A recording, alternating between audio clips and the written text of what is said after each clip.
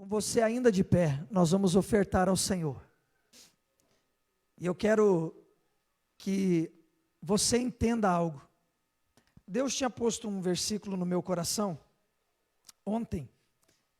E é bem interessante, porque hoje de manhã o apóstolo Rogério, quando veio fazer a parte das ofertas de manhã, também falou deste versículo, que está no livro de Marcos, capítulo 12, quando fala a partir do verso 41, da oferta da viúva pobre.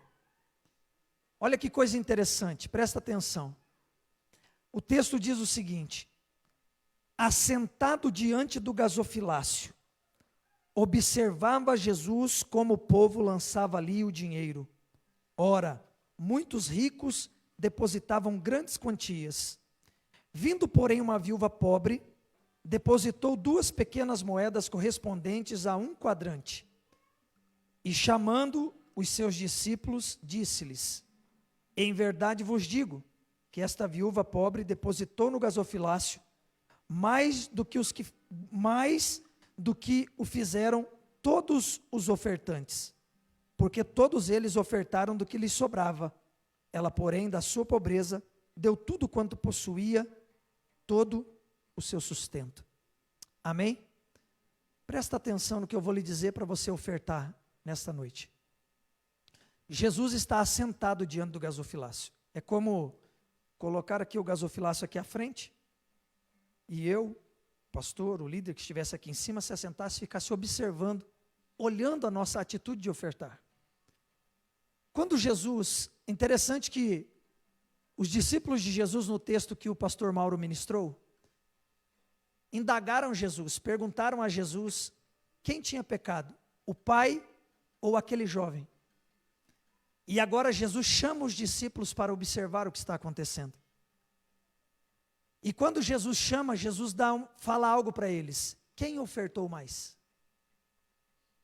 E eu imagino que a resposta clara, olhando os ricos trazerem talvez um grande mutante, a resposta clara seria: os ricos, aqueles que trouxeram um mutante grande em dinheiro. E Jesus disse o seguinte: quem ofertou mais foi aquela viúva que deu poucos centavos trazendo para o nosso dinheiro hoje. O que esse texto me traz à memória?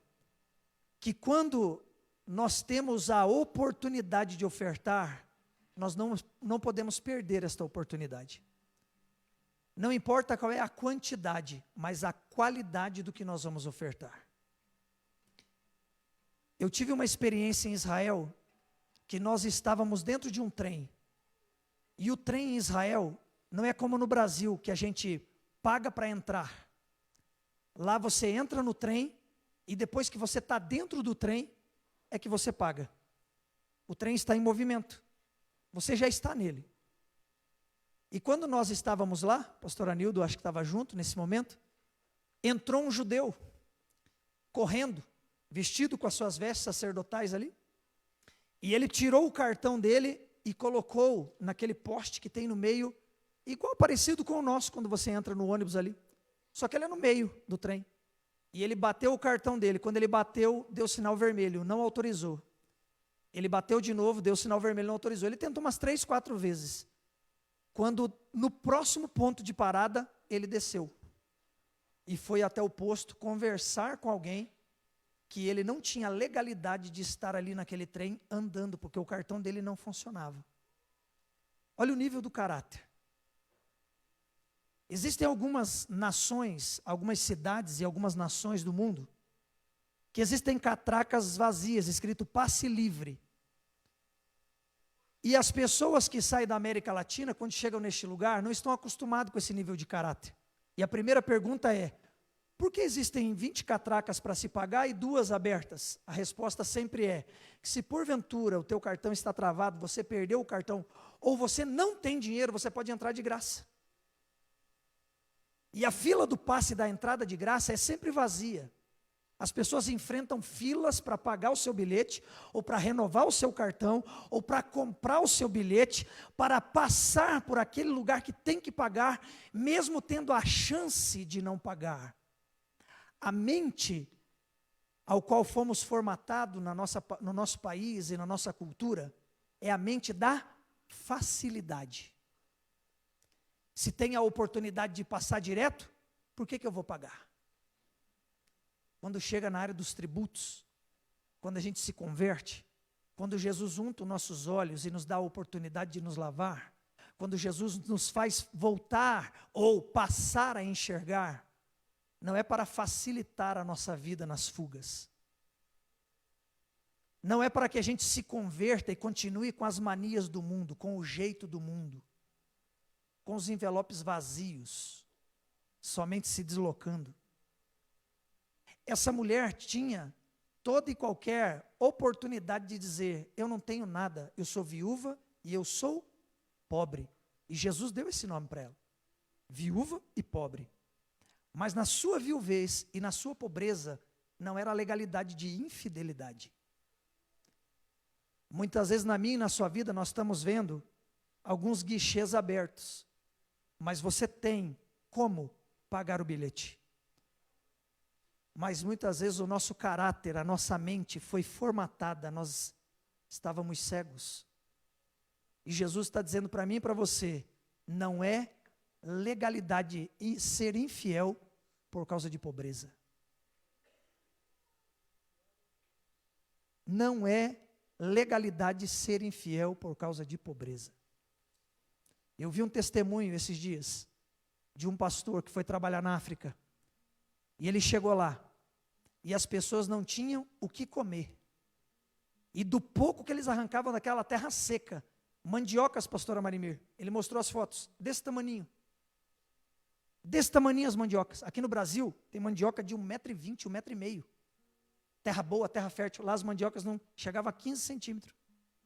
As poucas que davam. E aquelas senhoras vinham à frente adorar, e entregavam aquelas pequenas mandiocas, aquelas batatinhas secas. E o Espírito Santo falou para aquele pastor: não retenha elas de ofertarem, não retenha elas de dizimarem, porque é através da unção sacerdotal e da disposição na pobreza delas que eu vou ordenar a chuva. E a mandioca vai crescer, a batata vai multiplicar, a casa delas não vai faltar o alimento. Pobreza não é legalidade de infidelidade. Guichês abertos não são legalidades para eu passar direto. Se eu tenho, o meu dever é honrar. Deus nos dá oportunidades, Deus nos dá chance, Deus nos trouxe até aqui, a gente já passou por catraca vazia demais. É tempo de começar a pagar o preço.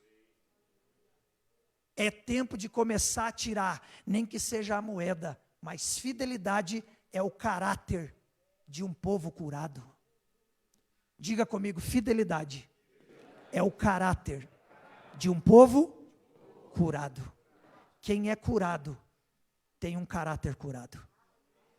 Quem é fiel tem um caráter ilibado. Deixa Jesus lavar os nossos olhos. Vamos passar a ver, vamos passar a enxergar, vamos passar a ter visão correta a partir de hoje. Amém? Você pode dar um aplauso ao Espírito Santo por isso? Que eu e você possamos nesta noite fazer a oferta do nosso melhor, porque Jesus falou: esses ricos dão do que lhes sobra. Essa mulher deu todo o seu sustento. O que ela estava dizendo? Eu confio que o meu sustento não vem dessas moedas, o meu sustento vem do Senhor que está pregando essa palavra hoje. E Jesus estava pregando lá naquele dia. Hoje quem está pregando para você não é o pastor Marlon, não é o pastor Mauro, é o Espírito Santo pregando para mim e para você.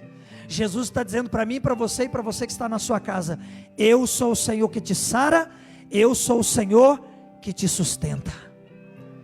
Através da tua fidelidade, Deus vai mudar a tua história. Pobreza não é legalidade de infidelidade. Na tua pobreza, na tua riqueza, seja fiel no tudo. Aqueles ricos não eram fiel no tudo. Aqueles ricos davam do que sobrava. Deus não quer a tua sobra, porque Deus não é cachorro. É na casa a gente tira o resto, o que sobra a gente dá para o animal. Para o nosso Deus a gente dá a primícia, o primeiro, o excelente. Para o nosso Deus a gente dá o dízimo. Para o nosso Deus a gente dá a oferta de honra. É isso que Jesus espera de mim e de você, e é isso que Ele vai receber de nós essa noite. O nosso melhor. A nossa honra, o caráter de uma fidelidade, uma honra real, verdadeira, aquilo que glorifica o nome do Senhor. Amém? Levante sua semente ao céu, levante seu dízimo, sua primícia, sua oferta. Levante o seu melhor, levante a fidelidade diante de Deus, levante a tua realidade diante de Deus, levante aquilo que verdadeiramente honra o Espírito Santo nesta noite. Pai, eu oro pela vida dos teus filhos, eu oro pela vida dos teus servos, eu oro para que haja restituição de tudo aquilo que eles foram roubados. Todo fiel vai viver no melhor dessa terra e vai ter restituição, Senhor. Espírito Santo, não deixa ninguém ser infiel na tua casa, não deixa ninguém roubar o Senhor. Toca no coração, na mente de cada um. Obrigado pelo ensinamento da tua palavra, obrigado pelas tuas verdades, obrigado pelo teu rio de água viva que é derramado sobre nós e rega nossas sementes, Senhor. Prospera o primicista, prospera o dizimista, prospera o ofertante. Muda a história dos seus filhos e das suas filhas. É assim que eu lhe abençoo, no poder e na autoridade do nome de Jesus. Amém, amém e amém.